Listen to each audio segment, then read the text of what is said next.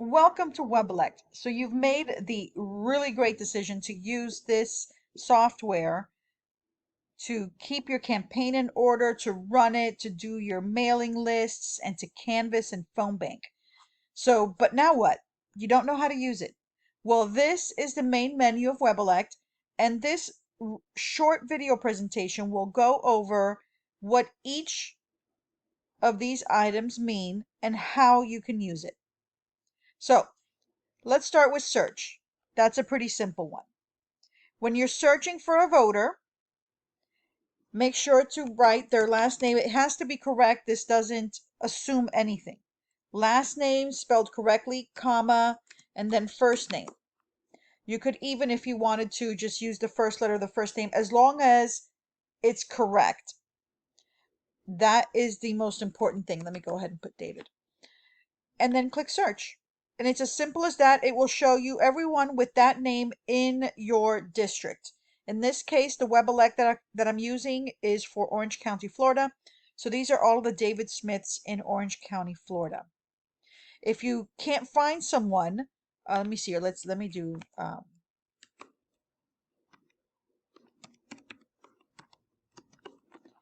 So if you can't find someone in your district, then you can try statewide. I mean, I just made up that name, so I'm sure it doesn't exist. But that's the different things that you can do in order to search for someone on Webelect. So let's use our back button. We're back into the search. You can also search by street. So a lot of times, to be honest, maybe you know where a friend of yours lives and you want to see everyone who lives on that street to then go over with your friend, people that they can contact. That's something that you can use for search by street. Search by keywords is unique in that the only way it can search the notes is that you've entered notes. So immediately upon opening up Webelect, it's the first time you use the account, you're not going to have any notes there. And right now you're asking yourself, well, what is a note? I don't understand. So let me come up and we're going to search for a voter. Sanchez Carlos, an easy name. And here we go. Here's Mr. Sanchez. You have spoken to Mr. Sanchez on the phone. He called you. He said he wanted to vote for you. He thinks that you're the best candidate ever and that he has a dog named Skippy. So you come here to notes. You click add. It was a phone call. Spoke with candidate. Supportive. Has a dog named Skippy. You could even say invite to dog event. Maybe you're having a fundraiser with dogs. If there's an action that is needed, a reminder for something in the future, or you need someone else to look at it, maybe you're not the candidate. Maybe you're the campaign manager and you need to make sure that the candidate sees this. You'll want to flag the note for follow-up. That's important. But either way, this is the note. Let's click save. Excellent. So that's just a brief overview of a note. Let me go ahead and close this. We'll go back to the main menu and go back to search. And so once you've done this repeatedly, and it might not be you, it could be your canvassers as they're creating notes. It could be the phone bankers, they create notes, and you want to search through it. This would be a one way that you can search through your notes so that you can find something specific. I remember I met someone at a fundraiser and she told me something that was very useful to me and has stayed with me. And I wanted to give her a call about a year later to let her know how important what she said to me was. But I could not remember her name. I just remember the conversation. And because I remembered the conversation and the important components of the conversation, I was able to search notes to find that voter. So notes is very powerful, but it depends on how well you enter your notes. Moving forward, let's go ahead and collapse that. The next thing is voter info. Voter info. So there are two ways that voter information ends up in Webelect. The first way is, of course, you have ordered Webelect. It's come in and it comes in clean. By clean, I mean it only has information that is given to the state of Florida from the voter, and that is where the voter lives, date of birth, money maybe that they've given to other candidates because that's public information, their cell phone number, contact info, and email address, as well as everyone in the household, because of course they also register and so they're in the household. So that's one way that you have information, but you may have a general consultant that's also uploaded information to create a better voter file. So it takes the voter file that you currently have, it just makes it better with maybe more current information that you have from someplace else. So that would be how the voter information is entered into Webelect. So once you have that, then you want to start targeting people. You want to target people to create your universe. You want to extract email addresses. You want to do all kinds of things. So to do that, where you start in searching for a broad list of voters that fit into a criteria that you have, you choose targeting. It's going to take you to different menus, and those menus will continue to filter through the voter database inside of Webelect until you have the exact criteria and voter that you're searching for. That would be your universe. Since my Webelect is all of Orange County, the first, and it'll be for yours as well. And when I say all of Orange County, it just happens to be an awful lot of voters, is what I mean. Inside of the first screen is a way to filter using maps. Congressional maps, county commission maps, school board maps, state house maps. In this case, like I said, it's all of Orange County. So if I have a state house account, you're not going to have any other state house districts in there, but you will have school boards and county commissions and that kind of stuff, right? So let's suppose you are running for, say, mayor of Orange County, and the school board member for District 1 would like to send out an email blast, right? So you would come here and you would filter, you would use the map of the school board that you're looking for. So let's say number 1.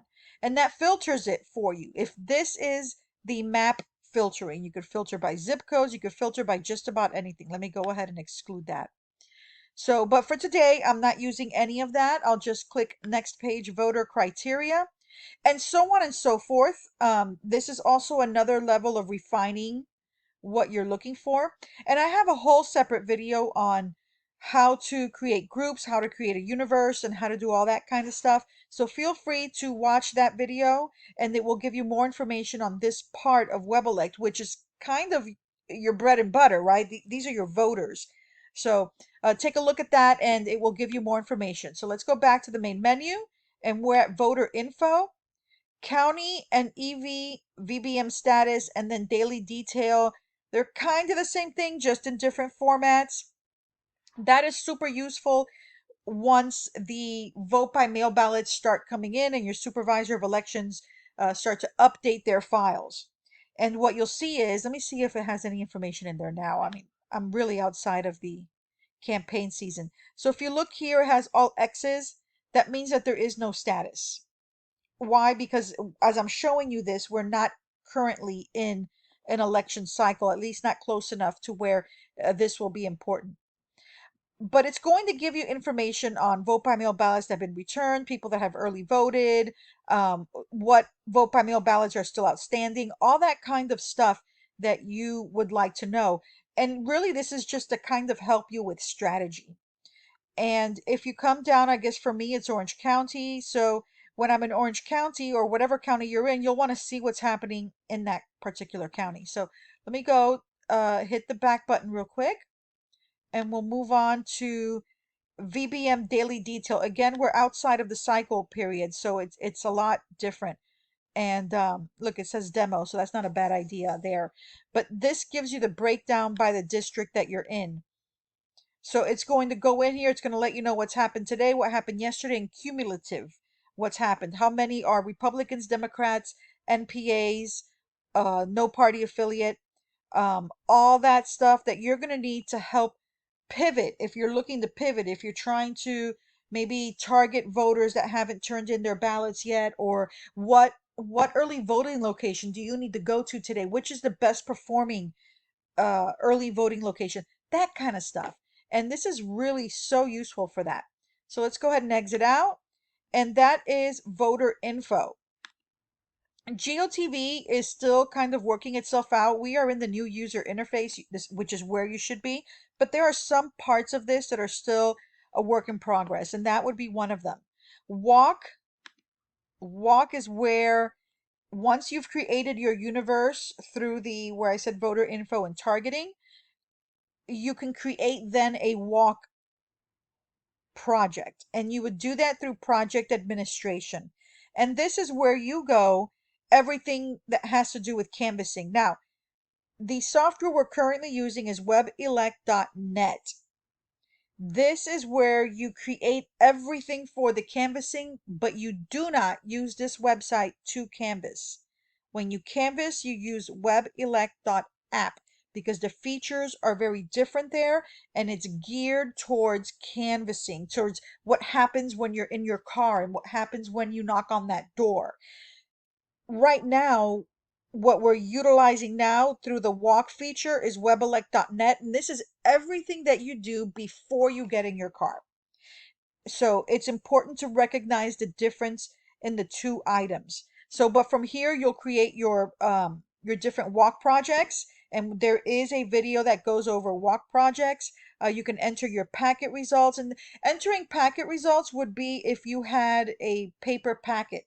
I highly suggest that you don't use the paper packets, that you get people accustomed to the app. And I, for one, was one that had a difficult time with that transition because I like paper so much. But it's just, it makes a world of difference. And the whole point of this, of making sure that your data is correct, is to make sure that you don't spend too much time here, but spend most of your time out there winning an election. And so let Webelect do that work for you. Go ahead and use the app. It's the best way to get things done when it comes to canvassing. So the next one, let me go ahead and drop that down, is phone. Now, when you're making phone calls, you can make phone calls in one of two ways, of course. One is the traditional way, which is we make a list, you pick up your phone and you start dialing. But nowadays, if you use Webelect, which is an internet-based software, you can have someone in Alaska making calls for you if they're your friend. And it's easy if they use the Webelect.net, if they use this to make their calls, the information that the data that they acquire will be entered directly into your account, and you can view that, you can check up on it, and you can use it right away ASAP. It's in real time, which is important. So project administration is to make those call projects, and if you're a phone banker, you would choose make calls, and it just kind of takes you off into where you make those telephone calls. And again, we have a video that goes over how to create a phone project and also how to make calls using Webelect. Let's go ahead down there. Signs. One of my favorite features, and it's so underutilized. This is where you should be entering all of your large sign locations and all of your yard sign locations. It's so easy to do, and there's a video that goes over it. The great thing about this is that you're able to make a packet so that your yard signs can be delivered efficiently. The packet also gives driving directions, and you can assign it to someone so they could use their phone or their device with it. You can make a paper packet, like I said. The large sign locations, everyone just likes to put up a map on their wall and start pinning their locations or writing it down. I use Webelect, only Webelect. I enter in all their locations. I know exactly where they are. And, we had a hurricane in the middle of the campaign season last cycle. And so just before the hurricane hit, I was able to print out a location of all my large sign placements.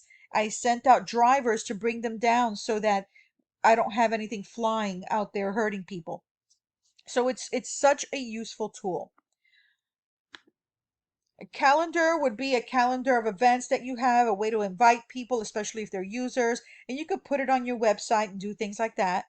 Fundraising is actually, it's fundraising is, it doesn't actually fundraise, but it does a donor query, and I find that to be so useful. It's useful actually for fundraising, but it's also useful for knowing what your opponent is doing and seeing what kind of donors your opponent has. And you could download them into your groups or your tags so that you know who's giving money to your opponent, because quite frankly, these are people that are not going to vote for you, so I'm not spending a dime on them. I'm not mailing them, I'm not calling them, I'm not canvassing them. Um, but maybe you could look through it and go, oh my goodness, Rick Smith donated to my opponent, and Rick Smith is my friend. So let me see what's up with that. There's a lot you can do. Um, and that it's a really useful tool. I suggest you purchase it. It's an add-on. Campaign finance. I have yet to use it using the new user interface. This is the new user interface. I use the old user interface. Let me come down here. It's called the old menu, but it's really so useful. It makes accounting easier. It's very difficult to miss something. It's a great tool, and it creates what you need to be able to file a report with the state. I like this particular product. Web presence. This is also an add-on. These are the forms that you can use. They're embed codes that you can place on your website, in a newsletter, in just about anything. And so if you want to say in every newsletter have a little button that says request a yard sign, they can click on it, they request their yard sign right online, and it ends up the information in your sign section of Webelect, so that you don't have to update the voter profile, you don't have to um, enter it into that voter profile, you don't have to put it into the sign category. All you have to do is make a packet and deliver. That's it. And the same thing is true for sign up forms, like for newsletters, or maybe in the sign up form for the newsletter, you can say, what are you most interested in? Volunteering, phone banking, and then people automatically add themselves and you can see it. So that's a really great tool. That's an add-on. Other is contacts, mail, and flag notes. I went over flag notes earlier. So like if my campaign manager is flagging notes on the regular, I'll come here and I will check my flag notes.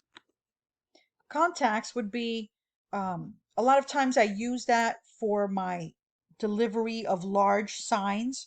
So say for instance, if you're adding a large sign on the corner of Dean Road and University, it's a business. All of the addresses inside of Webelect are associated with a voter. Clearly, there are no voters, or should not be, at the 7-Eleven. So that's when I would add that as a contact, and usually I'll just call it like large sign corner of, and then I add the address, and I'm able to keep track of that in my keep track of the sign, that is, through the sign portion.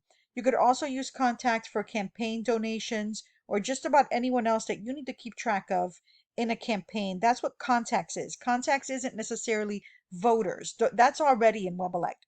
Contacts are uh, people or businesses that you add into Webelect.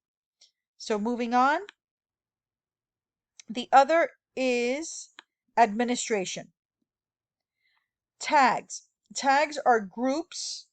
They're also called groups in several parts of Webelect. So the names are interchangeable, tags and groups. And this is where you define your universe. This is also where you keep all of your data. Like, who are your supporters? Who oppose you? Who are your undecideds? Who have you mailed? Who have you emailed? How many doors have you knocked? That kind of stuff would be included here. Think of it as your filing system. Users would be those people who are using Webelect from your campaign. It could be a canvasser, a phone banker, a campaign manager, any one of those things. Data sources is more for advanced user. Volunteer configuration, that's still being worked out. Activity reports is fantastic once you start phone banking and canvassing, because you're able to generate the report that's needed to give the campaign manager, to give the campaign consultant, to give the candidate, and they'll know how many doors have been knocked, what was the amount of time spent at the door, how many phone calls were made, how much time was spent on the phone call, what is the outcome. So in other words, from those interactions, how many of those people have supported you, don't support you, want feedback, and I mean, you name it. You can make that anything you need. That's the activity report. You can even see, if you wanted to, you could even see a map of where one particular user has been. So if I need to know where Christian has canvassed yesterday, I can go and look up in an activity report Christian's GPS locations, and it shows me exactly where he's been and which homes he's been at. And so that's a fantastic tool to make sure, especially if you have paid canvassers, to make sure that they're doing what you're asking them to do. Then subscriptions, it's all of the different products that Webelect has. It could be the subscription that you currently have, or it could be add-ons that you can purchase. And then settings is self-explanatory. Those are the settings. And this is the Webelect menu.